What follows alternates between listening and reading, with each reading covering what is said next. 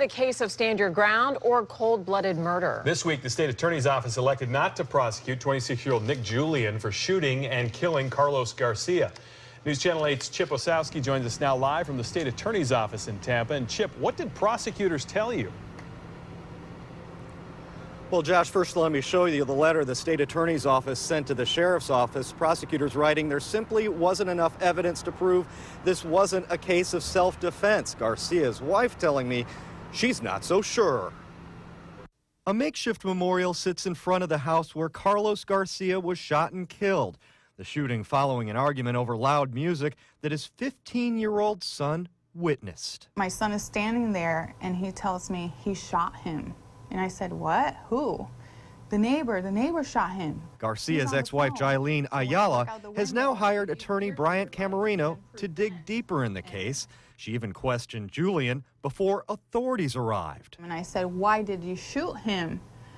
And he said, he charged at me, I fear for my life. But I said, but he's not armed. Why did you shoot at him? The investigation revealed Julian initially retreated into his home and then came back out.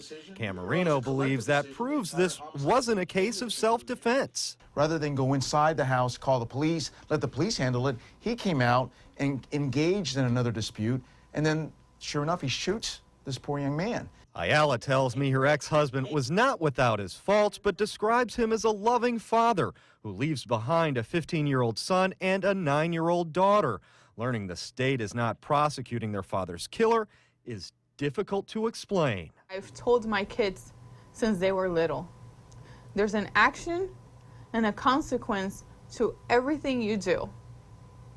What is this teaching our children if there is no consequence to killing somebody? And I did attempt to reach Julian at his father's home in Carrollwood, but Josh, no one answered the door. Chip, to be clear now, the decision not to prosecute could still be reversed. Is that right?